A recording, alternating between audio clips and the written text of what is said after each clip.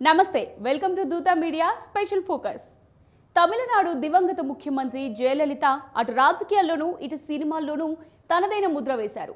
తమిళనాడు ముఖ్యమంత్రిగా పనిచేసిన జయలలితకు లెక్కకు మించి ఆస్తులున్నాయనే విషయం అందరికీ తెలిసిందే. ఆమె మరణించిన సమయంలో ఎన్నో ఆస్తులు, బంగారు వజ్రాభరణాలు, బ్యాంక్ బ్యాలెన్స్ గురించి చర్చకు వచ్చింది.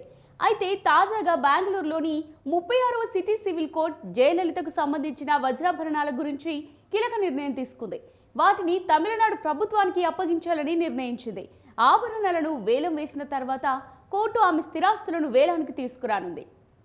దివంగత సీఎం జయలలిత అక్రమాస్తుల్లో భాగమైన బంగారు వజ్రాభరణాలను ఆ రాష్ట్ర ప్రభుత్వానికి అప్పగించేందుకు Bengaluru civil and sessions court తేదీలను నిర్ణయించింది.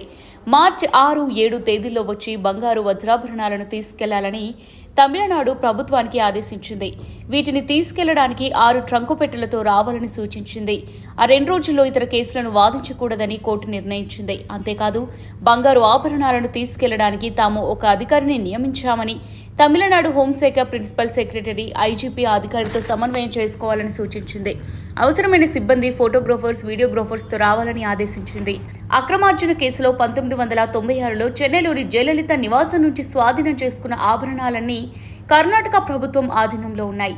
వీటిలో 468 రకాల బంగారు వజ్రాభరణాలు, 700 కిలోల వెండి వస్తువులు, 740 ఖరీదైన చెప్పులు, 11,344 పట్టు చీరలు, 250 శాలువాలు, 12 రిఫ్రిజిరేటర్లు, 10 టీవీ సెట్లు, 4 సీడీ ప్లేయర్లు, వీడియో కెమెరా, 24 2-in-1 టేప్ రికార్డర్లు, 1040 వీడియో క్యాసెట్లు, 3 ఐరన్ లాకర్లు, 1,93,202 రూపాయల నగదు ఉన్నాయి. జయలలితకు అక్రమాస్తుల కేసులో 2014లో బెంగళూరు కోర్టు 4 ఏళ్ల జైలు శిక్ష, 100 కోట్ల రూపాయల జరిమానా విధించింది. స్వాధీనం చేసుకున్న వస్తువులను ఆర్బీఐ లేదా ఎస్బీఐ లేదా బహిరంగ వేలం ద్వారా విక్రయించాలని తెలిపింది. అయితే ఇంతలోనే జయలలిత మరణించారు. దీంతో మరోసారి విచారణ జరిపిన ప్రత్యేక కోర్టు ఆ ఆభరణాలను తమిళనాడు ప్రభుత్వానికి అందజేయాలని నిర్ణయించింది. ఇది వాళ్ళ స్పెషల్ ఫోకస్. మరో స్పెషల్ ఫోకస్తో మళ్ళీ కలుద్దాం. కీప్ వాచింగ్ దూత మీడియా.